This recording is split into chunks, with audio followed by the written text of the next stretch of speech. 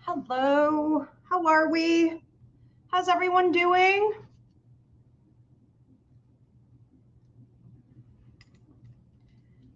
Looks like we're functioning here on TikTok. If I could just get a thumbs up, someone could let me know 100% that I have audio and video there. That would be greatly appreciated. Thank you so much. Welcome everyone on Instagram. I don't know. Instagram looks a little weird to me. What's going on over there? Welcome everyone on YouTube at Ask Ivy the Medium. And Facebook. Good to see you guys. If I could get a thumbs up, someone there could also let me know that you could hear me and see me all right. That would be greatly appreciated. Still not sure what's happening here with Instagram. Diana, could you just give me approval? Okay, that all the platforms are working before we go ahead and get started. Good to see you, Manny, Julie Reynolds, Vanessa. Okay, we look good. That's fine. Instagram's always a little hit or miss. Anyways, now if you guys are tuning in from TikTok or Instagram, Diana, my beautiful producer, is going to be posting, reposting, posting, and reposting the directions on how this show works, because we don't have a description box on these platforms, nor are we allowed to pin anything. So I don't know. All right, that's just how those platforms operate. So Diana has to, you know, post to keep letting you guys know. Thank you so much for the hearts on TikTok. I really do appreciate you guys. And if you want to get on to a platform, you can sort of do everything under one umbrella. You can watch your name pop up on the screen. You could drop your payment. You could drop your question, da-da-da-da-da. You could do all of that on YouTube at Ask Ivy the Medium. Also, if you have to post and ghost, it's not an issue. So go ahead, drop your $10 donation, and then this will get published in about 24 hours on YouTube at Ask Ivy the Medium exclusively with timestamps. So you can watch, go back and watch again. Now, if you guys prefer to get an intuitive ability assessment, okay, privately, it's also up on my website. So tonight's show is, are you a psychic, a medium, or an empath, where I tell you what intuitive abilities you have. Some people prefer to get a longer reading on this, something more in depth. So that is up on my website, Ivy Rivera Psychic Medium.com. Click on Intuitive Ability Assessment. Okay. Okay, thank you, Diana. So a couple quick announcements while we let everyone tune in. I think my hood is inside out. It's annoying me. Couple quick announcements. Registration is now officially open for the Psychic Mediumship course. So if you want to be trained in my PEC method, the Psychology of Energy Communication method, the only one like it being taught internationally because I designed it myself. This is absolutely revolutionary. Everybody ends up here eventually. If you are doing anything in light work, psychic work, energy work, you may want to check out the course. It's going to fill in all the gaps of misunderstandings that you have.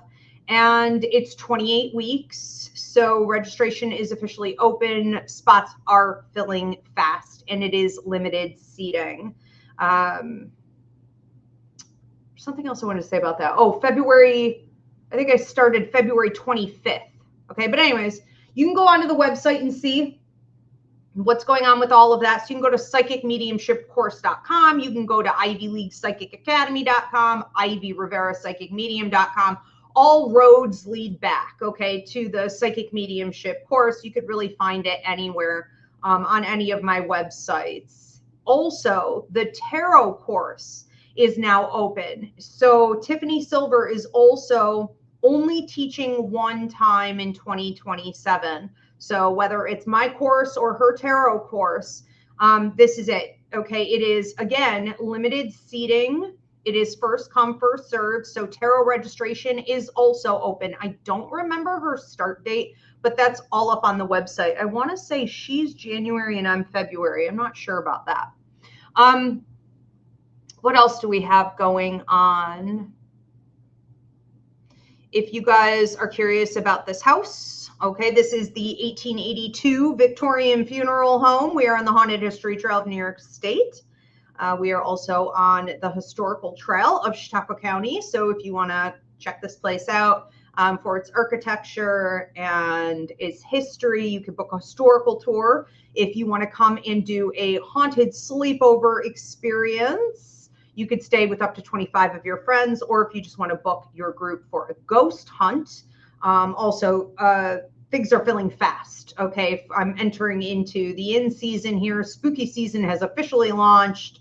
I always say I don't have to go by the weather or whether or not the kids are going back to school or anything. I know because this place starts booking up every single night on the weekends. So every weekend lately, I've already been outside, creeping around my own property, trying not to interfere with ghost hunts or haunted sleepovers. So it is that time of year. Okay, we are definitely entering into fall. But yeah, spots are filling fast, so check it out. And yeah, you can go to hauntedhistorytrailofnewyorkstate.com to see more on this place or up on my website. And then what did you pop up, Diana, that I overlooked? I am back at the Lewiston Harvest and Hops Festival, October 25th. No, I'm sorry, September 26th and the 27th. So the Lewiston Harvest and Hops Fest is absolutely huge in Lewiston, New York. I absolutely love that event. If, I ever have to scale back, it's never going to be that one. So pre-booking is opening soon. I'm in the process of getting it up on my website, but you may want to mark your calendars, and I will announce on my social media. So do follow when pre-booking opens. Now, walk-ins are also welcome, but I will warn you at that event, I would recommend you get a pre-booking. Okay, so if you're one of these people who's like, oh, I like getting readings with Ivy, but I prefer to do it in person at these events, that one goes very fast. You can pre-book up to 3 slots per person. All right, so can you pop that back up, Diana? I have to also announce the other thing that you have on there. All right, so again, that's September 26th and 27th, Lewiston Harvest and Hops. So it's like a bunch of breweries and then local artists and then vendors and bakers and all kinds of other things. It's amazing. I really love it. Now, also October 25th, we have our Spirits with Spirits Ivy League Psychic Fair at Margin Manor Winery. You can pre-book with your reader now for that, or try your hand at a walk-in. We also have coming up, I will be back at Grey Cliff this year, the Frank Lloyd Wright property on the water, doing the paranormal tours that I do. I think last year we didn't do it. Was it last year? Was it when they were doing all the construction? Okay, but we are back, and that's an amazing tour. So if you're into history, if you're into architecture, I'm obsessed with Frank Lloyd Wright. I was super excited when I booked this gig a few years ago, and it's definitely one of my favorites. So that's going to be October 30th, it looks like. I believe that's accurate. Details are still coming out on that. That'll be going up on my website. But yeah, it's going to be a tour, paranormal tour of Grey Cliff. I'll be leading that. And then I believe you guys get to go do a self-guided after I take you through the paranormal aspect and the hot spots. Then you kind of go off on your own, which is amazing. I can't believe they're even allowing it. But we started allowing it, I want to say 2 years ago, and everyone's been well behaved and it's gone really well. So also November 22nd is my Victorian Tea and Gallery Show at Margin Manor Winery. I think there are only a couple tickets left for that. I know I am just announcing it now, but like, you know, she's had it on her website, and so it looks like it's pretty close to sold out. So get your tickets now for that. Go to marginmanorwinery.com or give her a call. Margot runs the place, and get your tickets for the gallery. I will be doing private readings afterward, and those will open on my website soon. But I do ask that, you know, you have a ticket to the event. Same thing for Great Cliff. Okay. They don't want people coming in off the streets anymore without having an actual ticket to the event just to get like readings with me afterward. So those gigs this year, if you want to come see me for a private read, you're going to need to get a ticket to whatever event that's at. Okay. Harvest and Hops is the only one that's like a full-on vending thing right now that I'm announcing as of tonight. There will be more though. Is there anything else? Josie, my hair looks awesome. Thank you. I just flat ironed and the humidity is down today. So if it kicks up again, okay, I'll be back to my afro in like 10 minutes. It usually takes. So thank you so much. Yes. Something unexpected is coming your way. Okay, so we have tonight's show, and then we are back Wednesday for Something Unexpected is Coming Your Way. You guys absolutely love that show. You eat it up. So, you know, get your donations in for that. It is going to be unlimited. And that's enough with announcements. I'm done. I'm getting bored. Okay, so I can only imagine on the other end. Thank you, Diana. Let's go ahead and get into this today. Thank you to my YouTube members. I did forget to update my list. Diana sent it to me, but I ran out of time. So just, you know, thank you to my YouTube members. And if you want to become a YouTube member, switch over to YouTube at Ask Ivy the Medium, hit the join button. You'll see 3 different tiers of membership options. And that is always the best way to support me because YouTube takes pretty good care of my channel. I get paid regularly. I can't say the same for TikTok or any of the other platforms. Okay. So if you really want to support me, please do switch over there. Welcome, everyone. I'm Ivy Rivera. I'm a psychic medium, a Taino Airwalk. This is, are you a psychic, a medium, or an empath? This show is essentially my intuitive ability assessment that it's up on my website. And you guys can ask as many questions as you want, or you can leave it open-ended and just receive. And I'll tell you what abilities I see that you currently have. And any type of question goes. I always suggest that if you guys have a particular experience that you find curious, it's confusing you, you've had it repeatedly, that's a big deal, you know, that you let me know what it is and we can figure out what ability it's connected to. Okay. Some people like to ask questions during this show like, you know, do I really have any psychic ability going on? And like, if so, how can I increase it? Anything goes. It's perfectly fine. Okay.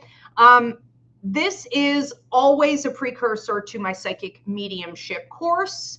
So if you guys are interested in training to be a psychic, a medium, an empathic healer, anything even in regards to death doula work, energy work, psychic surgery, tarot readings, literally anything, okay, goes. You may want to check out the psychic mediumship course. Registration did just open and spots do fill fast. It is limited seating and I'm only teaching one time in 2027. So go onto my website, Ivy Rivera Psychic Medium.com to check that out.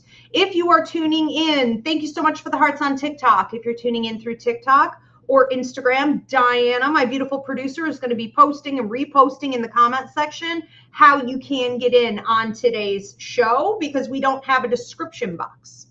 All right. And if you have to post and ghost, it's not a big deal. Go ahead, drop your donation. And this will publish in about 24 hours only on my YouTube channel at Ask Ivy the Medium with timestamps. All right. If you want to do this privately, go onto my website and click Intuitive Ability Assessment. Okay, who do we have first? First one up is Anne-Marie Delora. No question, just an intuitive ability assessment. Anne-Marie Delora. She have psychic, mediumistic, or empathic abilities going on? Well, empathic abilities are, I just heard, like jumping off the chart, jumping off the page, okay? Like jumping off the table. This is kind of crazy to see. It looks like what you just went through, and I would say in the last 2 to 6 months, but in the last even, I'd say, 2 weeks in particular, you could have seen a significant increase. You went from, the lower levels to the higher levels. So with empathic ability, we're talking 4 different levels. You can check out my empathic awareness training up on the website, but you are definitely in the peak, the top. Okay, so you may have also gone from, I want to say, a 2 to a 4 in a very short period of time, but it feels like most recently this level up I was talking about is almost taking you into some of the different physical, mental, energetic shifts that are most notable on a level 4 ability, which is telepathy and electric person syndrome. So you could have been seeing a dramatic increase in the way you're reading other people's minds. You're feeling what they're feeling without them sharing that information with you at all, or they're not intentionally sharing it with you. You may have also started to notice that you are faster with people's intention toward you. So people who want to, whether it's like date you, spend time with you, have conversations with you, work with you, you're like, I'm a little too quick on what it is that you want with me. And that is a part of telepathy. That's a part of clairempathy. Okay, at its peak, is that you just no longer really hear wah, wah, wah, wah, wah, wah, wah, people's words. You're like a human bullshit detector. You know what their energy is actually trying to do. You know what their intentions are. You know what their pure, I want to say, almost like authenticity, right? It reads as like actually is versus their body language, their chatter, right? Their ability to wear a mask or try to convince you of something else. And it can be a little bit isolating. So I would recommend that you're kind of processing this and being careful with any strong feelings, emotions you may be having in regards to feeling like you're on an island, feeling like people are all low level energy or you can't trust anyone, feeling as though maybe, you're starting to seem unstable or paranoid. You're not. You're just more in tune than what you were. Now, along with these high levels of empathic ability, right, off the charts, as your guides say, you may also be feeling like you're accidentally healing people. Now, along with that can come getting drained. So don't let people drain you. Learn the blocking techniques. Again, check out my class up on the website. Learn how to control it so it's not controlling you. But you could find that you're radiating a more healing energy than you ever have. And so opportunities are coming to you. People are drawn to you like moths to the flame. Even animals or strays could be coming, into your driveway. Just, seeing more animals come into your energy field, even like wild ones, and trying to sort of understand maybe at this point what you're supposed to do with all of this.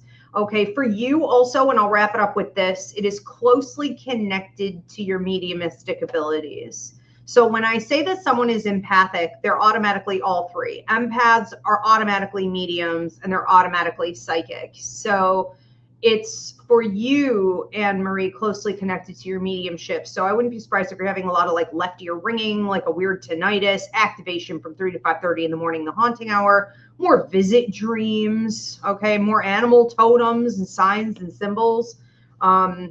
songs coming on the radio, you know, technology being manipulated, lights flickering, things like this. Well, some of that is your empathic ability because of the electric person syndrome. So when you get really angry, when you get really upset, or you get really excited, you shut down computers, you drain batteries, you blow out light bulbs, like the movie Carrie. So right now you need to figure out what is mediumship and what is level 4 empathic ability and electric person syndrome. Lots happening with you. You've been going through something for sure, because this type of activation comes through life experiences and big shifts in your awareness, shifts in your mentality, okay, in recent months. Thank you, Anne Marie. We're going to move on to another one. Who do we have next? Tonight is unlimited, if I didn't already say that. Karen Grabowski says, okay, what abilities do I have? Karen Grabowski, general. What does Karen have going on? You have a lot of psychic ability coming up here, and it's almost like, I wonder if there's native blood. I wonder if you also, though, have native roots in a previous life that's highly affecting you. I hear Milwaukee. What the hell? What tribe is in Milwaukee? I heard Cherokee, but I don't know if that's accurate. I could be talking about two different tribes. Anyways, I don't have time to get into all that today. Somebody let me know what tribes are in Milwaukee. Milwaukee? Is that a state? You know, I've never been there. What the hell is in Milwaukee? Beer? Anyhow, there's talk of you tapping in more unintentionally to native influence. So anything from this bloodline, yes, but it's mostly from a past life where you have some unfinished business, and it looks like it's been triggering. And you do have one particular elder, I want to say, who keeps an eye on you. Quite a lot of feathers on the left side of the head, and then only one or two on the right. Big hands, real tall, very tan, deep voice. This guy's, you know, a lot of natives have that nice chiseled jawline. I mean, he certainly does, even though he was getting a bit older, he still carried that, and you can't really ignore him, okay? So there's no way you're not noticing his presence, whether it be in your dreams, giving you clairaudience, so putting thoughts in your head, giving you insight, directing you one way, go this way, not that way. This isn't a protector guide, or, you know, even a protector elder ancestor necessarily, but it can suggest that you've been struggling a little bit to follow your intuition, to listen to your psychic ability. A lot of people have psychic ability as high as it can go, but they also have generational programming. They also have societal programming. They've also had their sense of self taken away from them due to the patriarchy and capitalism, et cetera, et cetera, et cetera. And it just seems like you've been, I don't know if I want to say beaten down, or you have just been through so much programming and training that you really don't know head from tail. You don't know what is your psychic ability versus what is like fear, you know, or past experience, or paranoia, you know, or, oh, maybe it's just my emotions, you know. And this guy steps in here to help you through this process to know what you know. Okay. It is a knowing without any real explanation for how you know. And not only to embrace it more, but to make moves with it. So it feels like you've gotten to a point with your psychic ability where you're like, okay, I can recognize it, but does that mean I would take it seriously? Does that mean I would make moves and decisions based on only this? What if you don't have proof? What if you don't have, you know, logical proof? What if you could be wrong and there could be consequences? You know, what if? And then you sit on it for so long, it literally just dissipates, evaporates. You know, the deadline is passed. It no longer matters. You procrastinated, you got double-minded, you waited, you know, maybe so long that it just no longer even counts for anything. All right. So this is about identifying your psychic ability. This is about understanding more about where it's coming from and how it works and how it differentiates from things like fear, triggers, past experiences, paranoia, how your intuitive intelligence always 150% of the time trumps emotional intelligence and logic, and then making moves accordingly, using it to navigate your life. Like he's showing you like, you know, you're on a sailboat, but like, you know, life is stormy waters, as life tends to be, and you're not fully pulling up, you're not anchoring, or you're not pulling up your sails, you're not steering and captaining the ship yet, you know. So you've got a little bit more of a process going with that. I want to say this runs about 6 to 7 months, but yeah, it's psychic ability, 100%. You've been thinking of getting more into tarot, or, you know, psychic mediumship readings, or medical, intuitive, or criminal investigations, missing persons, or paranormal work, remote viewing, lost objects, right? All of that is the same. It's the same part of the brain, and it is connected to clairvoyance, aka psychic abilities. So you would excel in those areas. Thank you, Karen. We're going to move on. That was a little detour. That was interesting. Anna Pekka. Anna Pekka, what abilities does Anna have going on? My head is like, I hate this. I feel bad for anyone who has this. I'm not saying you have it. Let's not manifest it, okay? But some people, let me know in the comment section, do you get an annoying tingling at your crown chakra? Like a vibration? Anyone who's ever had a near-death experience, I would say 99.9% of the time, they experience this. If you cord around your neck as a baby, or if you've just gotten pretty mediumistic, okay, that crown chakra can tingle or itch, and it is essentially mediumship activating.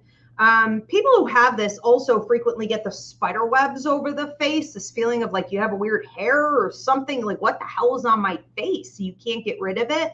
They often go hand in hand. I don't want to rule this out for you. But anyways, I think that, you know, with an increase in your mediumship, I don't know, would I say mediumship is the worst? It depends. Psychic ability can be pretty bad too, but you know, when your mediumship increases, you've got all these weird hidden triggers. You can't see these spirits most of the time. Most of us stop seeing them with our eyes when we're about 5 to 6 years old. Okay. And then we have brain development going on in other areas. So we start to see them more in our mind's eye. But for you, the way this is activating, you may be feeling as though you have more spirits calling you at night, so you could hear your name audibly called, or you can hear them talking. You can hear maybe like songs or foreign languages. You may not be sure what the heck exactly is going on here. You may also notice that more spirits are up in your face. So say you wake up in the middle of the night and you see something, someone, maybe, right? Right there, like staring at you, or, okay, this is just, it's a lot. It's essentially that when your mediumship increases like this, you need to start taking control and saying, I have boundaries. I am not willing to be a working medium 24/7. So you can come to me when I'm receiving messages, and you may want to decide when that's going to be. You may also want to tell spirit that they can't be bothering you at night. So maybe 11 to, you know, 8 a.m. they're not allowed in your room, etc., etc. But it's time to start setting some better boundaries on this. It's also a time for you to explore more about why this is happening and what you ultimately want to do with it. So if you've been thinking of delivering out messages to others, if you've been thinking of wanting to receive more messages for yourself to steer you, guide you along the path in life, like now would definitely be the time to tap into mediumship, which is very different than psychic and empathic ability. Okay, this is straight up spirit communication, and that always really starts with discernment. I am only tapping in to spirits in the light. I don't want to hear from earthbound spirits. I don't want to hear from negative or lower spirits, because as you activate, and this is sort of a general message for everyone, as you activate, you attract both higher and lower. Okay, so they don't care what it is that you're confused about. They're going to come, they're going to try to channel through you. it can lead to some interesting potential problems. Okay, so it's only tapping in to the light. Let's leave it at that. Anna Pekka, thank you. We're going to move on to another one. Who do we have next? Next up is Karen Grabowski said, thank you, Ivy. You're welcome, Karen. Good luck with everything. Enjoy it. Vanessa Dempsey, what are my strongest psychic abilities? Okay, Vanessa Dempsey wants to know just about the strongest psychic abilities. Well, you can find shit. If like someone's keys are missing, you'd be surprised how many of my bookings over the course of a week are just like, where are my keys? Like, that's it. Keys. What else are you looking for here? I don't know if this is chapstick or lipstick. And then I saw things like colored objects. You know, I was watching Poltergeist the other day, and the grandmother in the opening, I think it was of the second movie, is telling the little girl, pull out from a big bucket of yarn, give me the red one. And the little girl's not even looking, and she's pulling out the red from the bottom, and then grandma's testing her, and she says, give me the yellow one. And she's reaching and digging. She's not even looking. She's pulling it with her hands. Some people sense colors, and in particular for you, things that are round.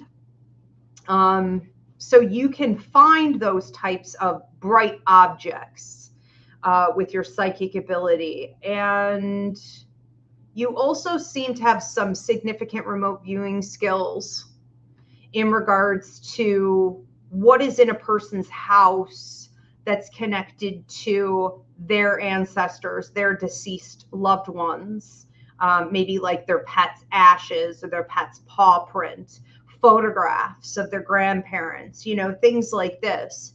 You seem to be able to go in your mind's eye and say, yeah, I could see that photograph. I could see those ashes. I could see those collectibles, those. It feels like for you, it has to be associated strongly with a memorial. Now, you could expand way on from that, okay, with practice and polish it up, of course, but you can spot where objects are that are connected to the deceased in someone else's house. You can see it in your mind's eye. So you may want to practice with that. I also feel like something else you'd be good at is picking out like winning lottery tickets, going to the casino, knowing where, you know, on the roulette table it's going to land. This is connected for you somewhat to telepathy. So being able to, you know, read other people's minds.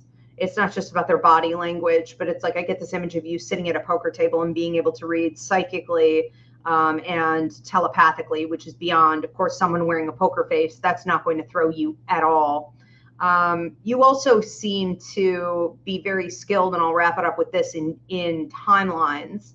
Now, timelines can move, of course, if something is in free will. I can't give 100% guarantee. I like to say to my clients, however, if it is destiny charted, it is written in the stars, it is going to happen. You can nail those timelines. Thank you for the hearts on TikTok. I also feel like you do pretty well with free will timelines, being able to say to somebody, this is when I predict this thing is going to happen. Now, just know it can move, you know, but you seem to know when things are going to happen, and you may feel it in your body. Especially when it gets down to like a matter of weeks and days, you seem to be very precise. You're like 2 weeks. I don't know how the hell I know that. You know, 2 days. I don't know how the hell I know that. And you're accurate. Okay. So toy around with it. Thank you, Vanessa. We're going to move on to another one. Who else do we have? Next up is Deanna. Deanna says, why do children seem to bypass my energetic protection, and what techniques can I use to stay grounded without shutting them out? Are you talking about dead children? I'm not sure exactly what you mean by this. That's stated a little odd. Why do children bypass my energetic protection? What technique can I use to stay grounded without shutting them out? I'm assuming you mean spirit kids, because they're rude. Stay grounded without shutting them out. So, you know, when we're dealing with kids in spirit, They can be a little bit more boisterous. They can ignore the boundaries. So, for example, with my psychic mediumship students, we keep all the deceased over on one side, and that's a rule.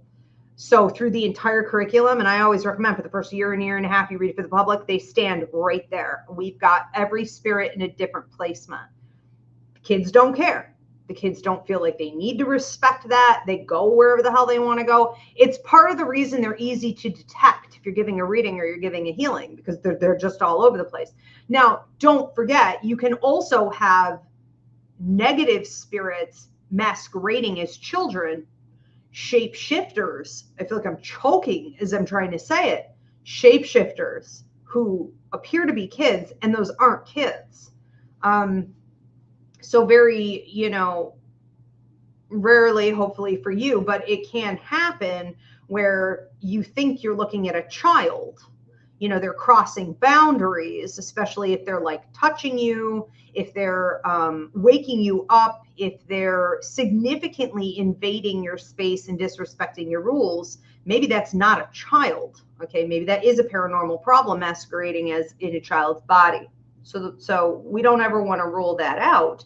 But I think that with the kids, say you're giving a reading, for example, the easiest way to deal with the children is to get to them first. So if you've got a kid disrespecting, your sort of boundaries during a reading, you want to address them first. Say, okay, come on over here. Let's get to this message. Let's get it out of the way. And then they're not going to be as interested in you once they get what they want out of you. Okay. So also calling in your protector guide and your joy guide who watches over your mental and emotional well-being, and your protector guide who watches over, your boundaries and your protection, calling them in for extra reinforcements to be like, help me deal with this kid, help me deal with these kids. Okay.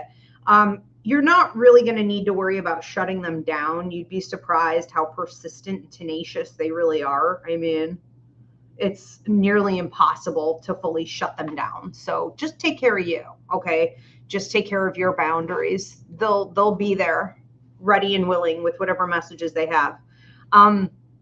Just to remember also, it's always weird if there's a child who doesn't have a message, especially if they're coming around, you're in the middle of a reading or a healing and they're not saying anything. You say to them, what's your message? It's your turn. I'm making room for you. What do you have to say? And they don't say anything, especially if they're staring or they're smirking. That's a problem. That's not a child. Okay. So they definitely have a message. Get to it and move on from it so you can get back to your, normal work. Thank you, Deanna. We're going to move on to another one. Who do we have next? Next up is Manny. So this is just a general, what psychic, empathic, or mediumistic abilities does Manny have? Manny? I get mediumship really increasing with you, and there's talk of the last 8 months. Something may have happened 9 months ago to trigger it. Now, I don't know if you took a vacation, you were on a road trip, you were out in nature. It almost looks like Utah to me. I don't think that's literal. I think it's symbolic of like the mountains and the earth or the desert and, certain types of like plants or flowers, or you connecting with the earth in a different way than what you have in the past. It could have also been a reuniting with somewhere you had been in the past, like a past life. So some kind of triggering moment here going on. And you seem to then be, it's the symbol of like the eagle. Okay. So the eagle in my symbol base is flying above the storm. It's flying above the other birds. It's having ultimately a different perspective than what you did before. Okay. A cleaner, more precise, accurate, wide spread perception of things. I do feel a lot of then grandmothers, maternal energies, female ancestors, even like sister energy, auntie energy, right? Females in particular may have started gravitating toward you after that trigger point. And this could have been in the living flesh and also with the deceased. So an increase in probably vivid dreams that you've been having, et cetera, right? From all these females, whether you know them or not, they know you. Now, I think what's happening at this point is you're being asked about how to channel it into something like music or artwork or writing or speaking. You know, the old school mediums would, back in the Victorian times especially, go up on stage at these traveling spiritualist community shows, right? They were called the free thinkers. And so they were this traveling group of spiritualists, essentially, is what they became.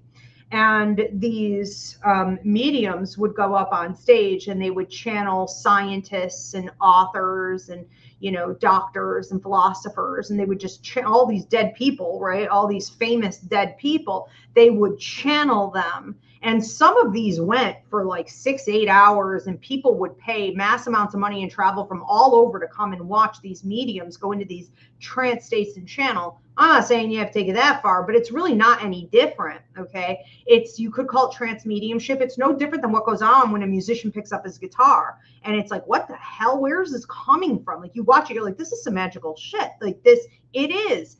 It's all channeling, okay? It's all just opening up and allowing this almost story to be told through you. And so I think your next step is to figure out what you want to channel and how you want to put it out in a more, I want to say, artistic or creative way.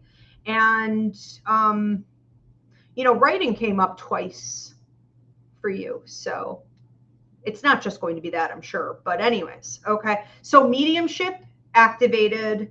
They want to channel through you so that you can put out stories through music, art, writing, et cetera, right? It's all really the same thing. It's no different than what a psychic medium does when they give a reading.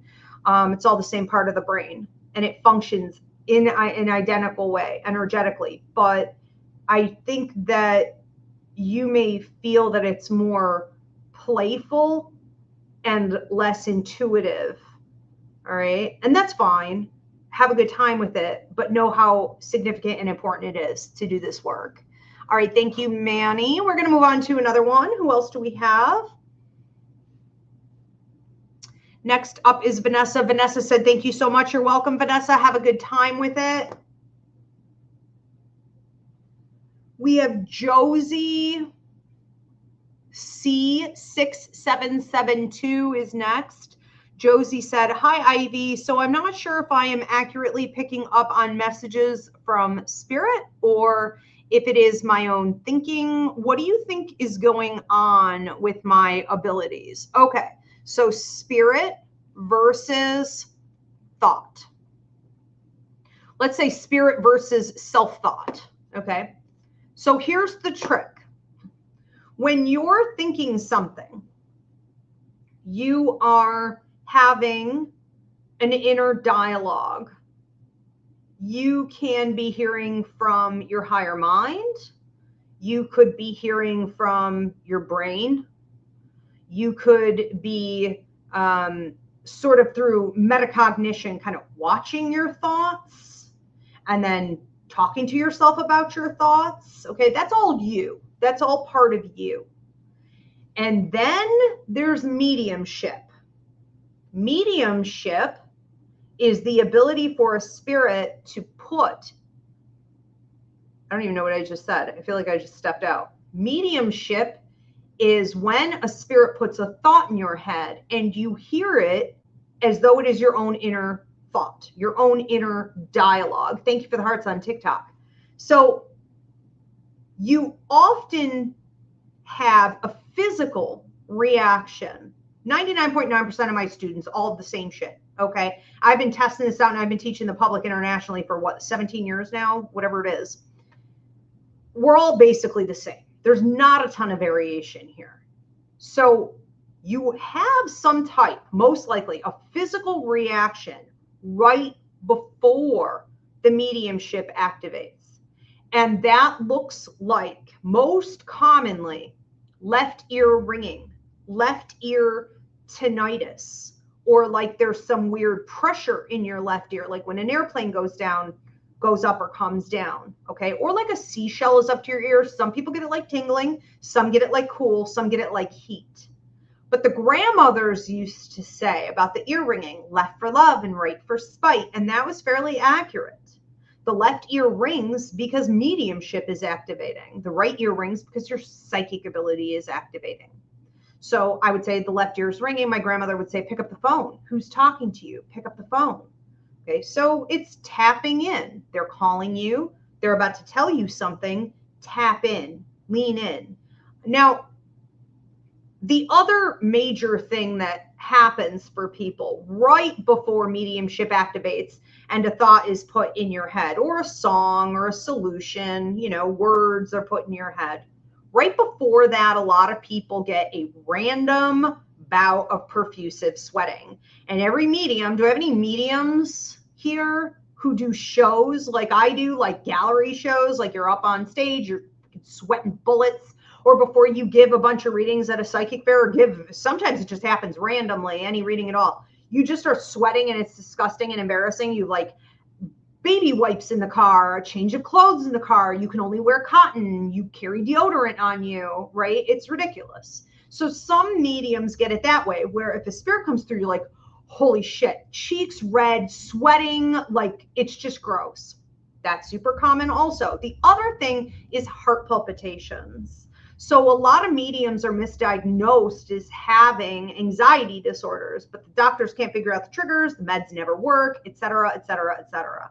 So you can all of a sudden have an anxiety attack or heart palpitations and not know why. Okay, there's no one there, or you're around a bunch of people, but like you're fine with it socially. You just don't understand where it's coming from. Okay, then the thought is put in your head, the song is put in your head.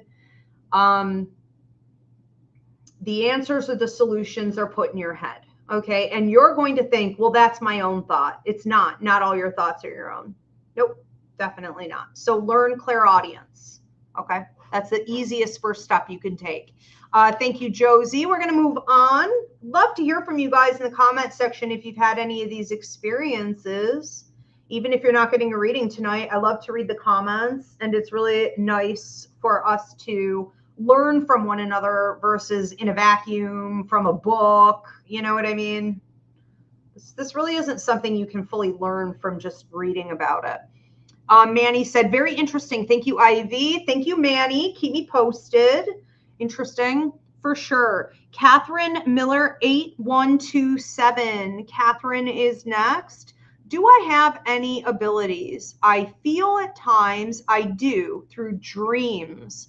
Other times I feel I connect with people I feel close to, and other times like I feel entities around, but I can't tell for sure. Yeah. So, you know,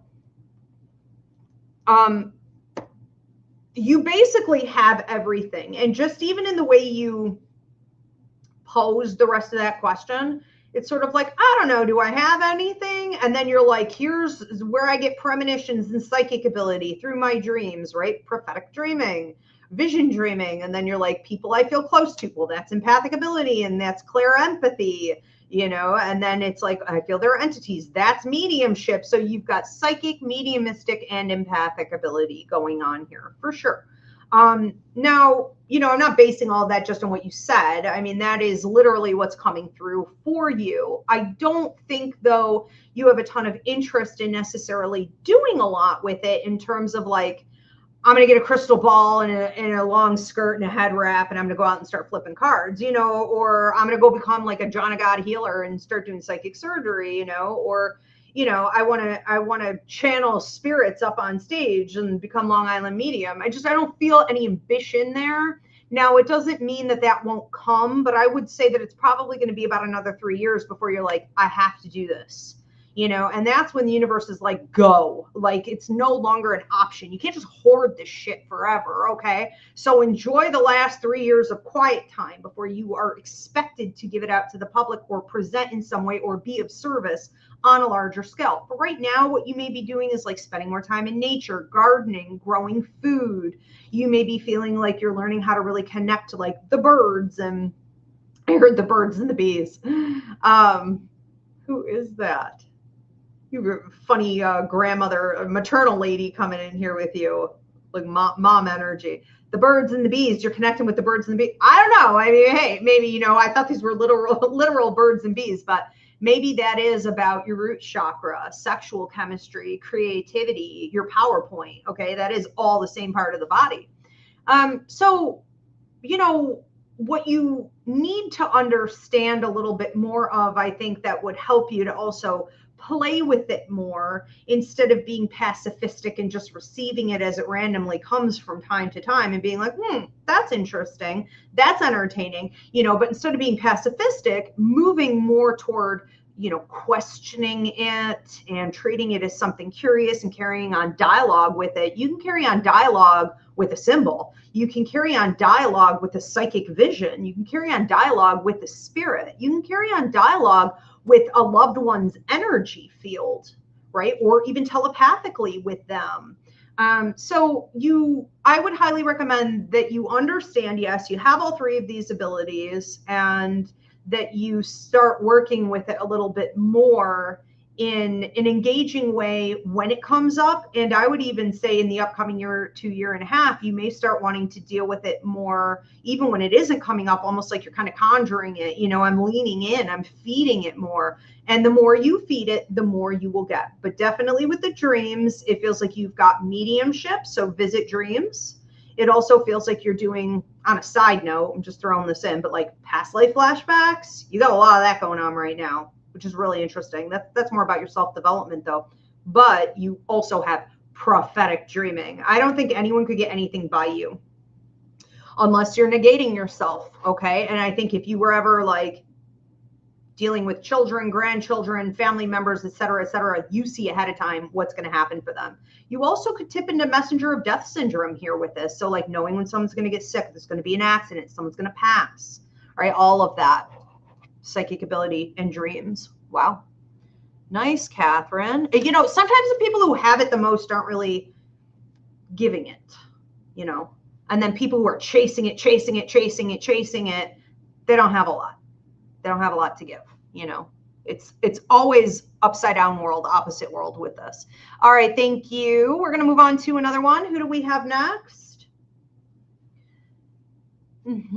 Edgar Velardes wants to know, what messages should I know right now about my abilities?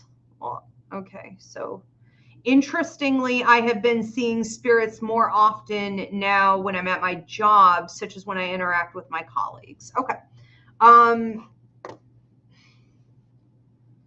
So that's where it always gets a little bit interesting, because it's like, at what point do you turn into, you know, a Long Island medium and you start like sharing what you're seeing with people? I got to fix this puzzle here. Hold on a minute. Are we at an hour? How the hell did that happen? Where is the time going today? Okay, so yeah, I have to fix this puzzle on TikTok or it'll shut down my whole live.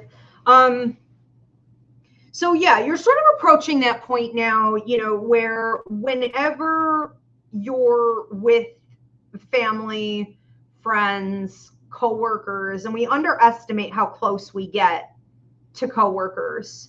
But these are people you spend a lot of time with, and you will automatically start picking up on the spirits that are hanging out around them. You could see them literally with your eyes, full body apparitions like you used to when you were a kid. Thank you for the hearts on TikTok. You could also start seeing them more in your mind's eye. Or it's just sort of a flash, an image. You're not sure if you imagined it or not. It's like, what, did I just see something? And then there's nothing there. And you're like, what the hell was that? This can also happen if you're having it like this, Edgar. You could start to see it more at night when you're driving or out on the streets. It's like, I just saw a man in the road, or I just saw somebody on the side, or I just saw, and there's either nothing there, or maybe, you know, there's a pole or a tree nearby. And you're going to be like, maybe it was just that.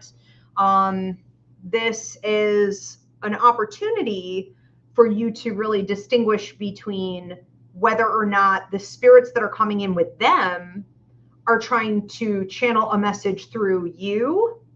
And then of course, if they ever are, you know, are you willing to give it? So that's what you need to, you know, you need to focus on when you pull a Long Island medium, for example. You know, the way she would do it is going up randomly to people. You know, I've taught you in the psychic mediumship course, like, please don't do that. Okay. Boundaries. She has an editing crew, and she has a TV show. It's a little bit different. We really shouldn't be going up and saying crazy shit to people who didn't ask for it, and possibly really disturbing them with some of those messages. Can it sometimes hit and be a beautiful thing? Sure, every now and again, but boundaries, okay? Basic respect, especially saying something to someone at work when they can't leave. You could channel a message from one of their loved ones, and maybe it has an effect on them that is very draining. It could trigger grief. It could trigger anxiety or panic, or a whole lot of things. And there you are like, yay, I delivered a message, and they are needing to go home. And that's not really fair. Okay, so one of the things you could start working on too is figuring out how and when you would feel comfortable giving out messages like that, and how you should always have something like a calling card. I heard you got an older gentleman coming in here who's quite tall. Calling card, a business card, okay, a way for them to, I don't know, just reach out to you later. I mean, if it's a coworker, you could be like, by the way, I have some messages for you. So, anytime, like text me or whatever. But, for people where you could say, here's a card where you can reach me if you want these messages. And you could write them down. But I would say that there's probably, what you're noticing right now is that there's a huge difference between seeing spirits at work that aren't really there to channel anything through you at all, but you're seeing how well protected other people are, how much engagement is actually going on with any given individual, throughout the day. A lot of mediumship activates at work, and people really don't expect to hear that. A lot of people think, the majority of mediumship is happening, at night in their dreams, or when they're alone down at the river, or, when they're meditating. It's not. It's in the car. It's when you're walking the dog, or when you're walking. It's at work. Okay. These are the key spots. So yeah, you're going to see a lot of that. Anyone work in a hospital here? Anyone work in like an old folks home, or like, healing facility? I would love to hear your experiences. I mean, those places are off the rails with it. All right, we're going to move on. Catherine Miller said, oh my God, you are so right. Yeah. So lots to work with there, Catherine. Don't put it off for too long. Interesting. Have fun. Thank you. We have another one coming in for Maraid. Maraid says, hi, Ivy. Are you able to tell me if I have any psychic? Okay. Mediumship or intuitive abilities I have that I should be using more or starting to tap into so I can further my light work. Okay, more. Hold on. Let me see how she... Psychic, medium, mystic, intuitive abilities I have that I should be using more. Okay, using more. I should be using more. Well, I got psychic ability. I got psychic ability first, but I'm actually seeing quite a lot here with mediumship. I think all three of them, honestly, it looks like you should be using more. I'm just seeing three totally different things. So psychic ability, it's like saying things to people. And then with your mediumship, it came up as delivering more confidently, okay, messages to those you know. Now, I mean, spirit can be pushing about a whole bunch of shit. What they can't do is do like, be confident. Be confident. Tell me how I'm going to do it. I'll do it. Don't tell me how I have to, you know what I mean? Like it's not enough pressure to say crazy things publicly. Intuitive ability. That's empathic. Yeah, the healing stuff. Okay. So a couple different things. Let's start with the psychic category, because you really do need to be doing more in all three. Okay, so the psychic category. Saying things to people. Saying things to people in atmospheres that looks like where you have cards. Okay, so if you're doing anything with tarot, and even if you're doing things where you're giving readings and sometimes you're not using the cards, you're in between using the cards, you're in between people, okay?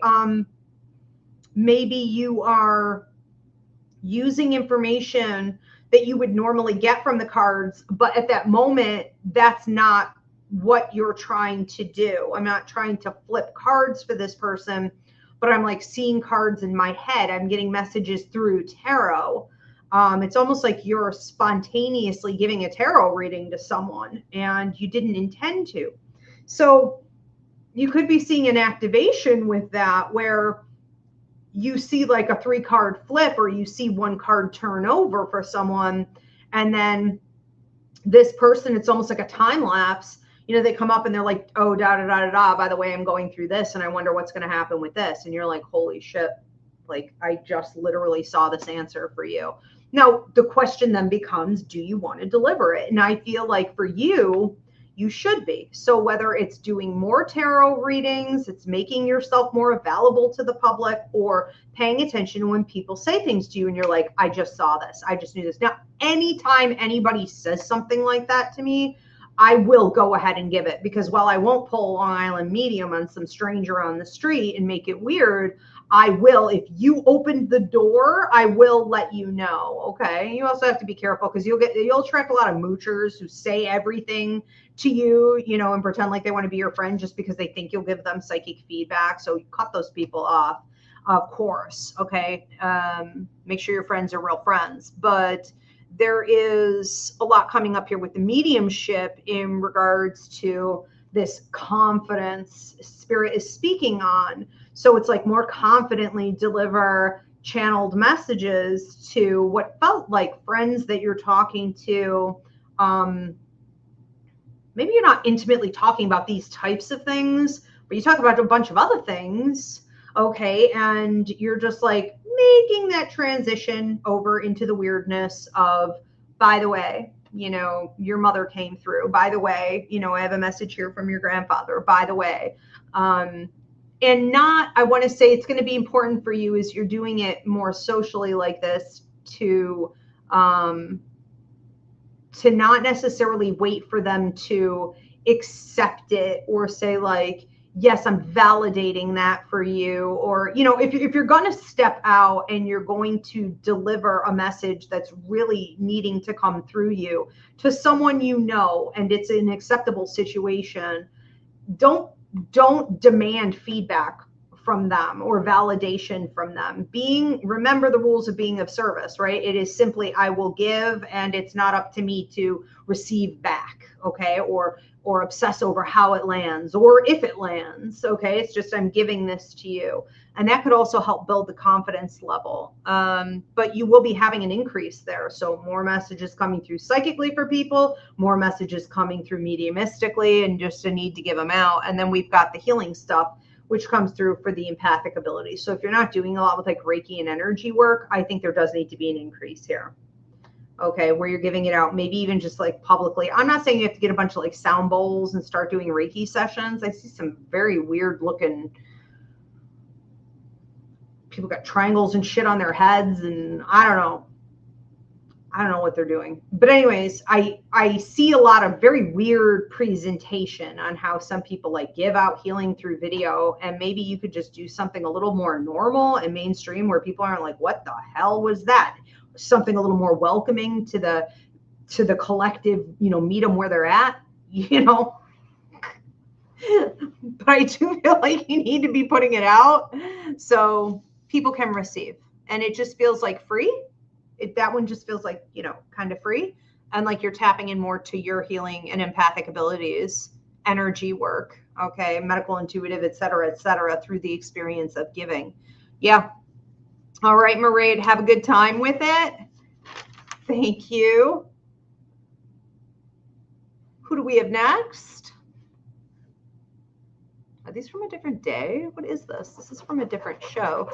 Oh, I got on there. That is nothing. Ignore that. Okay. All right, where are we? Edgar said, thank you, Ivy. I'm having fun with it. I did channel a message to a coworker about her deceased son, and she received it very well. Wow, that is intense. Wow. Amazing. Good, good. Catherine Miller said, yes, I've had prophetic dreams and the flashback to past lives, so true, happened to me that I've identified two people in this lifetime that I've lived with in past lives. Interesting. I wonder if anyone else has had a lot of past life dreams in the last couple weeks, because it seems to be increasing for a lot of people recently. It has to be something in the astrology. Catherine is also saying, thank you. I'm interested in learning or understanding this. Where do I start? Well, the psychic mediumship course registration just opened, I want to say yesterday. Okay, so those spots are going to fill fast. It is first come, first served, and it's the only one I'm teaching in 2027. Okay, so definitely start there. And that's up on my website. Would love to have you. Julie Spatz is next. Julie Spatz said, hi, Ivy. 2 days ago, I woke to find a childlike being hovering over my left shoulder, almost cherub-like. Okay. I was awake. I smiled at her. She smiled back, and it startled me. Then she disappeared. What do you make of this experience? Okay, so this was 2 days ago. Well, I would say that this is definitely connected to your mediumistic ability. There's no other way to slice and dice this. Okay, 100% it is. So it's, up to you to figure out then who this is, what she wants, why she's there. Is she coming back? Does this remain a positive experience? Often, okay, when we start to see things like this that feel very protective, for example, we can be going through a period of time of hardship, okay? So I would also check your own self. Start with your own life. What are you going through right now? Okay, have you been dealing with anything that's draining you, significantly exhausting you, threatening you to the point of burnout? Have you been feeling conflicted or like a lack of security, whether it be with your foundation, your sense of self-empowerment, ding, ding, ding, okay, things like this. Like whenever we are rattled, okay, we could start to see an increase in these types of visits, really just showing up to bring us support and to remind us that we aren't alone. And you may want to look into what has also happened in the past in your life when you've had similar experiences, connecting it more to what you were going through personally. Okay. So I always say mediumship is a perfect reflection of life. And this is no different. That when we think something, we're learning about something, we're karmically dealing with something, we're stagnant, we're going the wrong way, okay, we're dealing with somebody or something we shouldn't, it always activates the spirit world. Mediumship will be activated one way or another. How it presents can really tell us a lot about where we're at and what we need to be doing. I would also say that if you continue to feel that this was a supportive type of visitation, you may want to start looking more into, how you can be a better channel for other people, because once you start receiving these types of visits, it's not for us to hoard. It is for us to get acquainted with and then ultimately give it out. It is a pay it forward. It is a hold the door open for the next person type of experience. Okay. Thank you for the hearts on TikTok. So what's next, right, is going to be part of the question, especially since this isn't really the first time this has happened to you. I mean, maybe this particular thing, but, how can you channel more for others in this specific way? And this is sort of a general message. This is the second general message I feel coming in here tonight for everybody. Whatever you have gone through in life, whatever you have learned, okay, your experiences, good, bad, ugly, horrifying, indifferent, whatever, okay, whatever you have learned, you are ultimately supposed to be giving that out to other people, whether it be your skills to those who can't afford it, or the healing energy that you have been able to be blessed with and channel for your own self. You got to give it out. You're supposed to pay it forward. What's wrong with the world today is that people hoard everything. Well, it's mine. No, it isn't. It never was. It happened to you. It happened through you. Okay. It didn't just happen for you. Nothing ever does. Okay. We're going to move on to another one. Who do we have next? Next up is Marie, aka Unicorn Reel on TikTok. Okay. Marie, aka Unicorn. What abilities does Unicorn have? Lots of psychic ability, but a lot of like mediumistic channeling ability. So you've got one of these weird ones, okay, where, I don't want to scare you with this. You're probably more than aware, okay, to a degree. But like, if you ever forget things for extended periods of time, or you have time warps, or you have almost like blackouts, and you're like, I didn't say that. I didn't do that. How did I get here? Or somebody will say something to you like, remember when you told me that, or you said that, and you're like, that wasn't me. And you literally have no proof of it in your brain. Like, it's gone. There's no history. That's trance. And so trance will just come and go. It'll just come and go. And any spirit that needs to work through you will just be like, come over here. And then they'll say some weird shit through you, and you're just a vessel. Okay. And then you come out of it, and it's like, you don't remember that. Okay. You don't need to, because it really had nothing to do with you. They were just using your body. So don't be surprised. Okay. If you have a sort of weird history building up of occasions like that, and you're starting to recognize that you identify with a lot of mediums, that you really believe in mediumship more than you ever have, that you feel like, you know, it can be, yes, very dangerous if done wrong, but that it may be the true path to healing. You may be feeling as though visitations are increasing with you, especially between 3 and 5:30 in the morning, the haunting hour, or at night. Okay. In particular, when you're dozing off or you're waking up, and you may be more inclined to lean into that and less afraid of it, more curious about it. I think that your mediumship is going to continue to increase for approximately another 2 years. And hand in hand with this came your psychic ability, like loud and clear psychic. She's psychic. Now, I think you do something a little bit interesting with your psychic ability that I normally have to train my psychic mediumship students to do. I have to be like, do it purposely. Don't forget this. Like, you have to force this on people. But some people just do it naturally. You are automatically filling in the blanks with your psychic ability.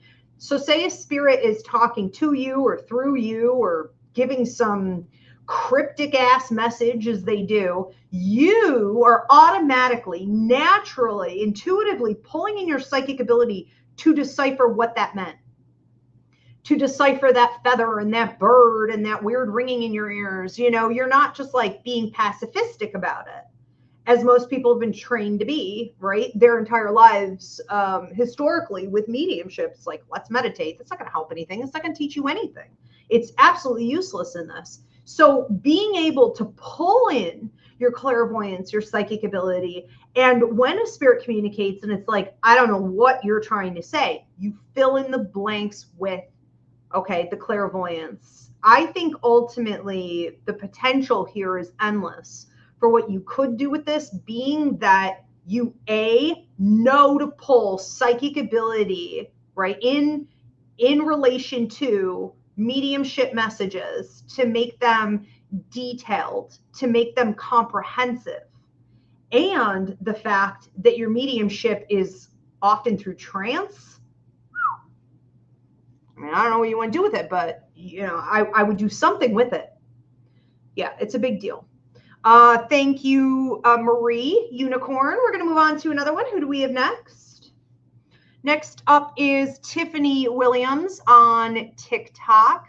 Tiffany Williams. What abilities, Tiffany, do I see coming in here for you, or do you currently have? Wow. A lot of psychic ability, a lot of empathic ability. It may not be very comfortable for you right now. If you get a lot of stomach upset, if you wonder, and I can't prescribe a diagnosis, but sometimes if you've like irritable bowel syndrome, or like, what am I getting, like migraines, or why am I constantly getting, like, whether it's flu-like symptoms or colds, or, you know, a lot of nasal drainage, this is all physical activation through your body because of, you know, psychic and empathic triggers going on around you. A great example of this is medical intuitive work. All right. So when you can sit next to someone and you are automatically feeling in your body what they're feeling, you have physical symptoms because maybe they're sick. That's empathic transfer. Okay. I have a class up on the website called Empathic Awareness that'll teach you blocking exercises, but it's phantom pain in you. It can start to look like hypochondria, or you're going in for all kinds of tests and they're like, what? Or, what are you talking about? There's nothing showing up here. And you're like, yeah, it did kind of come and go. Like, I don't know. You know, I don't know where this is coming from, but you're not imagining it. It just doesn't last because the person isn't sitting there for very long, and it can take you a while to get the symptoms out of your body, but that doesn't make them yours. You understand what I'm saying? It's a lot of cleansing and grounding and blocking and maintenance and awareness. That's what empathic ability is at the highest levels. I don't love it, but it is what it is. It's very, very useful when we talk about healing and medical intuitive work in particular, of any kind. I think that what you ultimately are doing at this point, voluntarily and involuntarily, is combining your empathic ability to feel and sort of ingest, okay, what other people are feeling and going through emotionally, which is clairempathy, and then through clairsentience, which is the physical impression in your body from theirs. And then you're connecting it with your psychic ability to kind of figure it out, like understand, okay, well, who does this belong to? Or, you know, am I supposed to do something about it? Or, you know, where did that come from? And so you're asking more questions, and that's really smart. Ultimately, what I feel you could do if you chose to is psychic surgery. You could certainly do more with any type of energy work, chakra realignment, Reiki, et cetera, et cetera. Okay, you could really help people out a lot and help pets and animals as well. So if you've been very inclined to do like pet readings and things like that, I do a pet readings show, and a lot of the questions that come in there is like, you know, my dog, Tutti Frutti, is something going on with her stomach, and the doctor, you know, the vet can't find anything. And it's like, okay, you do body scan, medical intuitive, you find it, and you find the solution, the, you know, the root issue, the current problem, and the healing solution. These are things that you could be incredibly skilled and gifted and talented at offering to other people. But first, I would say you do need to learn how to control it. Okay, so it's not just like an avalanche coming at you, a punch in the face, you know, and then you're back in the doctor's office wondering what's wrong, and you're being called a hypochondriac. Interesting. Lots happening there. Okay, thank you, Tiffany. We're going to move on to another one. Who do we have next? Susanna Cruz. Susanna Cruz says, hi, Ivy. What abilities do I have? I hope I'm not making anything up from my experience. Well, here's the thing. I'm just going to address that real quick because a lot of people are probably thinking that. Like, what is actually my intuitive ability and what is my imagination? There's no difference. In order for me to give a reading or to give a healing, okay, to give any accurate information coming from my intuition, I have to use my imagination. We have to use all the different parts of our brain in order to do this work well. So it's not opposing camps. These aren't opposite teams. There should be no tug of war. you know, what is real and what is fake, because that came from a different part of my brain. No, it's all connected. It's all connected. Okay, let me turn my AC off. Hold on a minute. See, that's fall is coming. Okay. What intuitive abilities is Susanna maxing out with right now?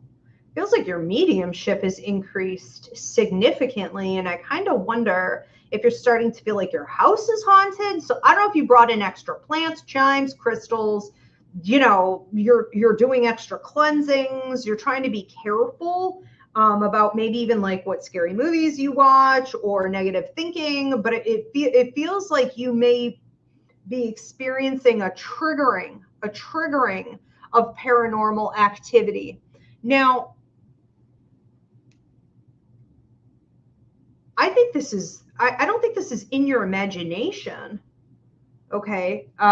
You have been experiencing more because there's been an increase in negativities. This could be from people, you know, in the house. If you have someone negative, you know, in the house who feeds toxic paranormal activity, who is an angry individual, who is an undeveloped or underdeveloped soul, if there's a lot of fighting, if there's depression, tension, anxiety, drug use, alcoholism, etc., etc., etc., any of this brews up, okay, stirs up paranormal activity and just it creates a feeding ground for it. So, you know, this isn't all kind of in your head.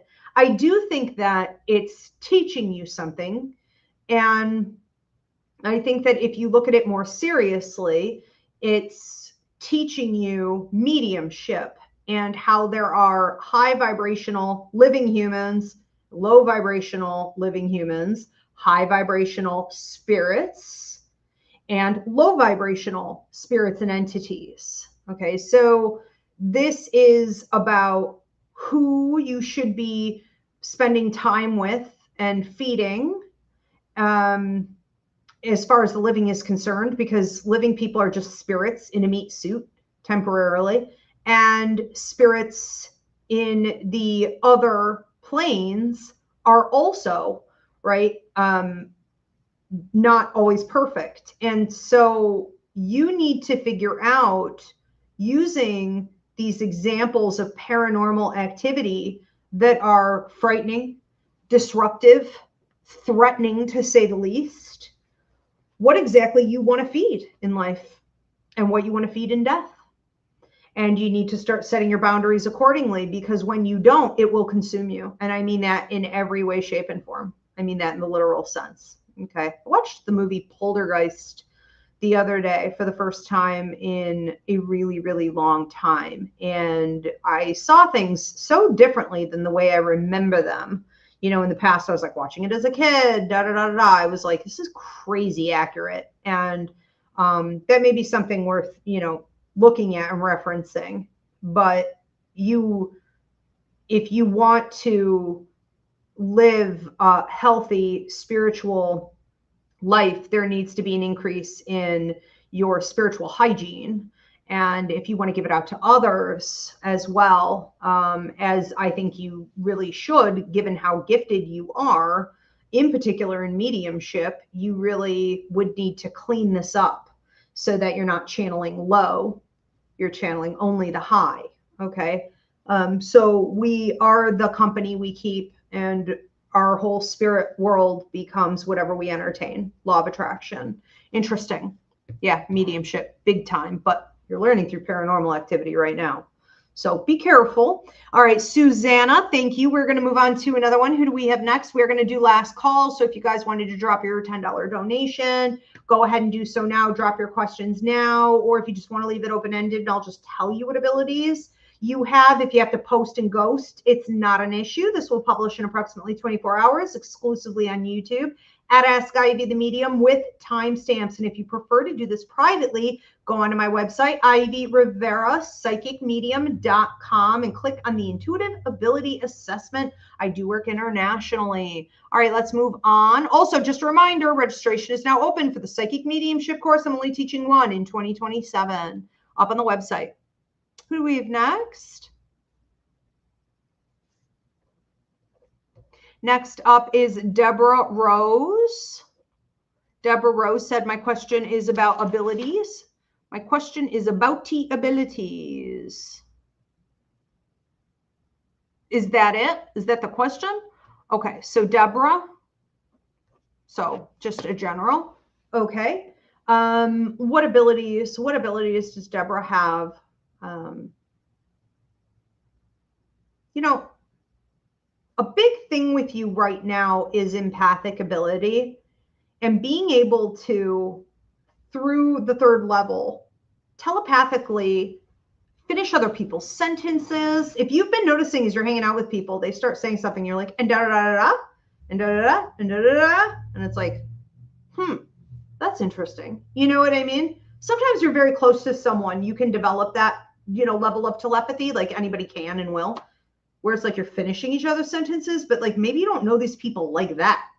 Maybe you didn't know this situation like that. Maybe they've never discussed this thing with you, and you're just like, you're just pulling it. You're not even doing it intentionally. You seem to be using your empathic ability to telepathically connect with other people, but also pull their storyline, pull their thoughts, pull their interests, pull their intention. I don't think it's a crime, okay? A lot of people who work in this field would be like, that's inappropriate. I don't give a shit. That, in my opinion, is survival, and we're all doing it all the time anyways. And women especially should be doing more of it, okay? Pull, get in there, find out what people are thinking, okay? What they're doing, what their intention, who are they really, okay? We live in a narcissistic world. You should be doing this. So kudos, okay? You have purposefully been building this. I can tell. There's no way this just happened overnight on accident. I think that what it means now is that because you've been feeding it, and I think it's working for you, so I don't see you having any like inclination to stop, right? Any intention to stop. I think that you could now take it into a sort of higher level, which is less self-protection and, telepathic spying and, being able to read the intentions, more an ability to heal other people from emotional wounds, help them to remove blocks and obstacles, help them to align their chakras, help them to connect with the spirit world, their higher mind, their clairvoyance, open their third eye, clear their throat chakra. You seem to have a ministry, a client base, a fan base, whatever you want to call it. Okay. You seem to have a group of people who would be the first in line to come to you, if you were to ever start offering this to the public, where, you are essentially helping them to get behind the wheel, to steer their own ship, to feel finally empowered so that they're not coming to you anymore. That's what I do with my clients. I want my clients to have the skills. I don't see teaching them these types of skills as like me raising up my competition, right? Because I want people to be empowered so that they don't need me for this anymore. You seem to have the same attitude with them, which is like, come to me for the healing, come to me for the realignment, come to me for the cleansing. I'm going to give you the tools. I want you to use them. I'm here if you need me, but I want you to use them. And people are like, thank you. And off they go. Okay. Yeah, that's what this is for. Now, it may have come through unfortunate circumstances where you were like, I'm going to have to be telepathic AF with these people. And so be it, Now, what's the higher vibration of that? Okay, interesting. Thank you, Deborah. We're going to move on to another one. Who do we have next? You know, a lot of people, can I just real quick say this? A lot of people want to learn about intuition and spiritual evolution, right? And high levels of energetic vibration in order to manifest, utilize law of attraction, law of motion, blah, blah, blah, blah, blah, blah, blah, blah, blah. People want to learn about all of this through books, through certifications, through cutesy little trainings, through feel-good videos, through little ayahuasca trips, through little shamanic journeys, through freaking, you know, meditational ceremonies at with a lot of cha-cha with a old white guy who says he trained under a native, now he's bear claw, you know what I mean? Some shit like everybody wants to fucking learn through these ridiculous means. The good stuff doesn't happen that way. The most intense abilities you will ever develop, right? The accuracy rate, the depth, it doesn't come from that. It comes from the negativity. It comes from facing the dark. It comes from embracing and integrating the shadow. Okay, so don't be afraid of it. Comes through pain. It comes through trauma. Okay, that's why most of my students are neurodivergent, LGBTQIA, marginalized, minorities, had traumatic childhoods, if they had a childhood at all, right? Most of my students, 99.9% of the time, you know, I don't get average people in here for a reason. Probably all you guys tuning in. Thank you for the hearts on TikTok. Probably all you guys tuning in, right? Like, you're my client base because we're all the same. We've been through hell. There's a reason we're good at this. That's where it comes from. This is something, you know, the pampered in life can't tap into. They can't. It's out of bounds for them. This is sacred. This is transmutation. Okay, let's move on. What did we have next? I saw something pop up. Thank you, Diana. Susanna Cruz, this is feedback. She said, oh boy, I was home alone one night a few years ago, and I felt and heard a voice come up to my ear and whispered, die. Oh my God, it scared me. I need to do a cleanse. I want positive energy. Thank you, Ivy. Yes, anytime. Also, if you guys ever need a paranormal consultation, that's also up on my website. Okay, but yeah, 100%. Be safe, Susanna. And we're going to move on to another one. Black Cat 2137. Black Cat said, am I on the list? Camilla? Okay. Camilla. Black Cat. What abilities does Camilla have going on right now? Oh, also, if you guys are stepping out, if you're wrapping up because you already got your reading, don't forget to come back Wednesday for something unexpected is coming your way. Good, bad, different. I don't know what. It's just something unexpected. It's not the blessings show. Sometimes people are like, that's disappointing. I thought I was going to hear about a blessing. If a blessing is unexpected, it's anything unexpected. I don't know what. Okay. All right. Camilla. What abilities does Camilla really have going on right now? You know, you seem to have almost master level skill at cleansing out dark energy and being able to clear it from someone's body or mind, or if they had, and I'm not a big believer in curses and things like this, certainly intentions, yes, okay, but you have to feed it like hoodoo in order for it to stick. You know, maybe taking curses off. Now, I see some past life history where you would have done this. So if you ever have any flashbacks to you being like a witch or, you know, a conjurman, or you were some type of, you know, shaman. I mean, I could go in a million directions on that, but it's, how do I want to say this?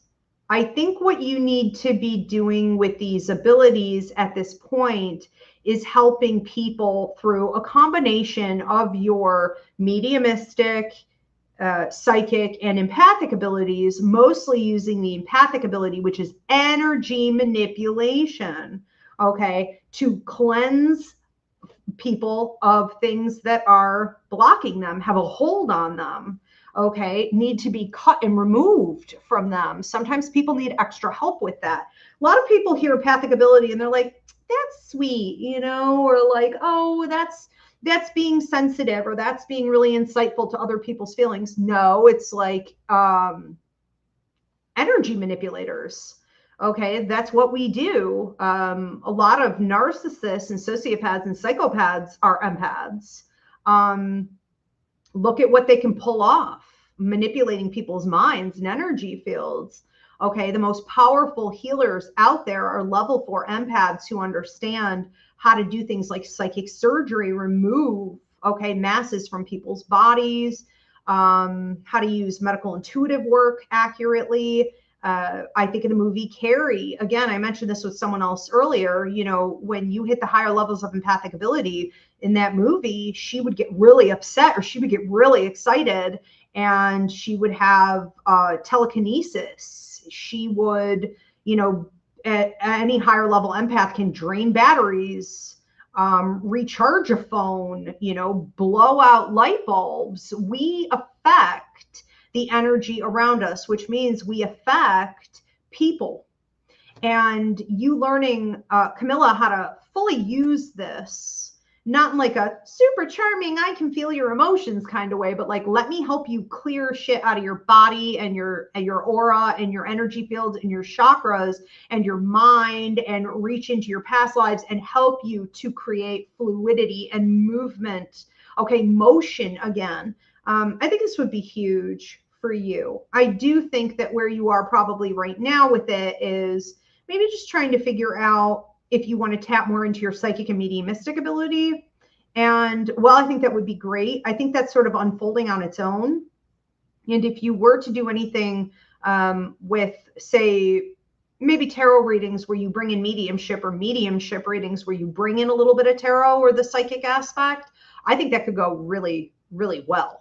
Okay, because I just want to say, make sure it's relevant to what people want to hear. Okay. Like, I do this a lot. Someone will ask me a question. I don't know. I go off on a freaking tangent. I don't know what I said. I answered something, but like, was that even the question? I don't know. Just try to, you know, how do I want to say this? I think you're at a place with your psychic and mediumistic abilities where if you were to be giving out messages from other people, you need to sort of start removing your logical left side of the brain more and stay in the right intuitive side of your brain. Yeah, lots of possibility here for sure. All right, thank you, Camilla. Who do we have next, or are we at time? Tiffany from TikTok said, Ivy, you're spot on. I know an empath with other abilities. I know I'm an empath. Okay, with other abilities, but psychic surgery, that's interesting. I love psychic surgery. I teach it in my Usui Ryoho Reiki training. And I'm the only one I've ever met who teaches it. I'm obsessed with psychic surgery. I did it on a cousin of mine who was having a crisis about 20 years ago. And when she went back into the doctor, the problem was gone. And then people from North Carolina started messaging me, and I was able to, through psychic surgery, remove cancerous conditions. I helped a girl with Tourette's. I was able to stop. One of the craziest ones I ever did was a woman had breast implants that were leaking, and you know that's deadly. Did you know that? So her breast implants were leaking, and she was like dying actively, but she didn't want them to take them out until her new like breast implant surgery was approved. So like I spent a lot of time like blocking them up so they would stop leaking and killing her until she went in for her surgery. That was probably a stupid waste of time, but I was practicing. Anyways, it's unbelievable what you can do with psychic surgery. No one talks about it. Everyone acts like it's some, I don't know, fairy tale. If you have the skill, it is phenomenal. Just remarkable. Paranormal weirdness. Love this. Let's see. Jillian Corbin. Okay, Jillian. How many more? Diana, how many more? Jillian Corbin. What abilities does Jillian Corbin have? Jillian Corbin. Psychic ability is coming up pretty strong here. Being able to predict dates, timelines, discernment with people. You could call it judgment. So say one of your friends or someone you know is like in a new relationship, or you're looking at it on like social media and you're like 3 weeks. Okay. It's like 6 months. So they're going to move in together and that's going to last 1 month, you know, like you're very predictive and accurate on, people's character, okay, and then how, okay, how and when things are going to play out. So definitely a strong suit for you. I would definitely recommend, you offer something like tarot readings or psychic readings, or maybe just even taking questions, where like people can ask you something and you're like, yeah, here's the answer, quick, easy. You hear immediately what the answers are going to be. The other thing that comes up for you is mediumship and grandma on mom's side of the family. So, they like to say it skips a generation. I don't always see that. I'm not saying I see that here with you, but I do wonder if, for example, like your grandmother had it, embraced it, and then the next generation didn't because of societal standards, because they were taught they'll burn in hell, okay, if they do, because they're not really very free thinkers. There's a lot of limitation there, right? Character wise. And then there's you, and it's back, okay, like with a vengeance. And you seem to be also connecting a lot of your mediumistic abilities to a past life where maybe you were like a witch that was burned at the stake, or you wonder if you were like a traveling gypsy witch, or you wonder if you used like witchcraft in some type of way, where it wasn't even called witchcraft, it was shamanic in some nature. You seem to know that you did this. You just aren't sure how.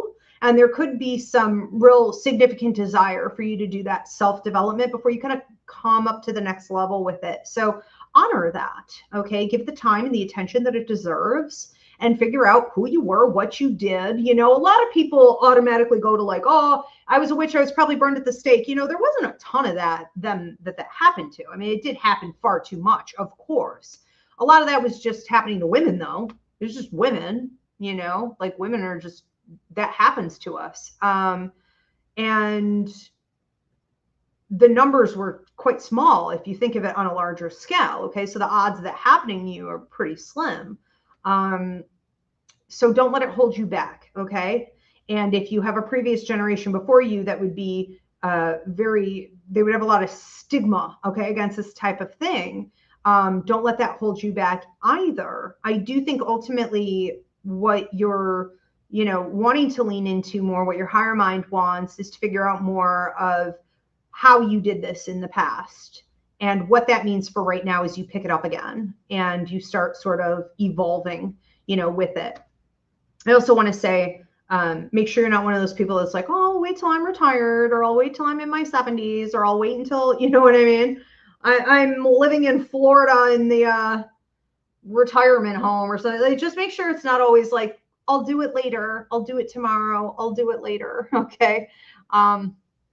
Lots more is waiting to come out, in particular with that mediumship. All right. So feed it. All right. Thank you, Jillian. And who do we have next? Next up is Marie Bruschi. Marie Bruschi. Marie, do I have medical intuitive abilities? Yeah, you do. Your medical intuitive abilities are so strong, it may build in your body. Like, say you see it in your mind. Okay.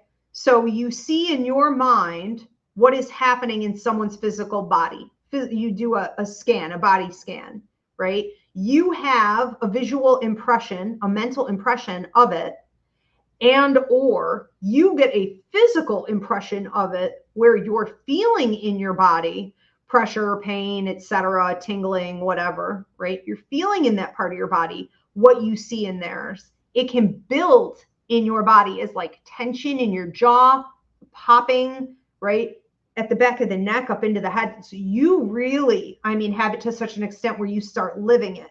So you have to be careful about, grounding, cleansing, shaking it out, dry bathing, call it whatever you want, and just making sure that you are also, blocking appropriately afterward. I think that you have probably used this, whether you went into the medical field, you did anything in healthcare, healing arts, you've been using it with family, kids, friends, others, certainly the elderly, Oh my God. You have like an ability to, you don't want this to become like a disability, you know what I mean?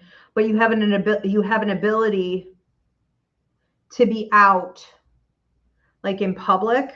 Maybe you don't like to go out in public a lot, but to go out in public and just feel shut down, just feel like a sharp stabbing pain somewhere. And I mean, I'm getting it in the head, but you could get it wherever, and just like, I'm out, like I gotta lay down. Or you have to be careful with this too when it gets to this extent that you don't get a lot of weird like numbness in your mouth, like tingling in your face, your mouth, your tongue, hot hands, tingling in the hands, okay, or your feet, and feeling like, I'm dizzy, or like translucent lines crossing your vision. You have to be careful it doesn't take over you. This is the type of ability you must control. I mean, you need to control all of these. There isn't anything here that should be running your ass, because they all will run you into the ground, right? And the mental institution if you don't get a handle. But it's this one in particular that's like just very physical. It's just very, very physical. Okay. So if you're ever like, I can't catch my breath, or something's choking me, or like there's sharp stabbing pain, or like I can't. And for you, again, a lot of times, I don't know what it is with you and these old people. Maybe you were practicing on old people. Maybe you've only had like elderly people die in your life, really, and you were very close to them. And so you got in through those experiences. But now it's like you're at the store and this old guy over here is wiping you out. Okay. Because he's going through stuff. Of course he's going through stuff. They're all going through stuff, they're old. But like, just be mindful that you're using the ability when you want to use it like a light switch, and then it's not sort of running and consuming you. Okay. It's very intense with you. Yeah. I'm surprised you even feel like you have to ask that question. 100% you do. I'd be surprised too, Marie, if like you literally have chosen not to work in the medical field. Like I would be surprised if you evaded that your whole life. I'd be pretty shocked, because typically people, I'd love to see in the comments section, if you have medical intuitive ability, any higher level empaths here as well, did you find that the medical field kept sucking you in somehow? Like, even if you didn't really want to, it just kept pulling you over that way. It can just happen. Thank you, Marie. We're going to move on. Who do we have next? Karen Grabowski. Can you tell me more about the Native American that follows and guides me? Karen. Okay. Yeah, I remember this from earlier. More about him. I think you need to have a ceremony. I think you need to talk to him. I think you need to speak to him more seriously in terms of, not necessarily like, what is your name and what are you here for? I feel like you've gotten some of that out of the way, but it's, that can be important too for building a relationship. I think you need to be having more serious conversations with him about what specifically he's trying to point out to you, what specifically he is recommending you do, or areas that you work on, what on a daily basis, he's suggesting you lean into, because every day brings new opportunities. What he feels is kind of the bigger picture. Can he help you to see the bigger picture on all of this? Kind of like what's the point? Like, why are you here? Like, what are we doing? What am I supposed to be working on? You know what I mean? So this is less like elusive and kind of like entertaining and imaginary. And it's more like, I'm working on this every day. This is part of my life contract. This is why I'm here on earth, in part, I mean, for sure. So I think that, you need to also, I would ask him some questions about the feathers, because he has so many on the one side. And I just found that a little odd that he was like, hello, and he introduced himself, and then he mentions this. There's something about you in this, okay? Like, I don't know if these are your feathers, if he's holding on to them for you. Like, there's something about your past lives together, and these not all being his. Okay, like these are yours. And he said 3, so maybe there's like 3 other things you need to do before you can have them, have them back. He's like, I'm keeping them safe for you. I'm keeping them safe for you. I'm reminding you of who you are, you know? And then the feather on the other side is leadership. So I guess I would say, like, moving through a process, the lessons, the work together, where we start tapping back into all these feathers and the things that you did to earn them back when. And then once you can have them all back, you know, you're moving into leadership in this life, which is a whole other storyline, right? Because the right side is the future. So you need to be talking with him, you know. Whenever I have a guide or an ancestor or whatever, you know, working with me on something very specific like this, I make sure I include them in my daily ritual every morning with my morning cup of coffee or tea. You know, it only takes like 15 minutes where I talk to my guides. I've told you guys this a million times. I know I'm like a broken record, but every morning you guys should be sitting with your guides and your ancestors and saying, what pitfalls can I avoid today, if any? What should I be focused on today? And how can I be of service? Okay, so you should be spending at least a couple minutes working with him directly. Interesting. Thank you, Karen. Do we have any more? Are we at time?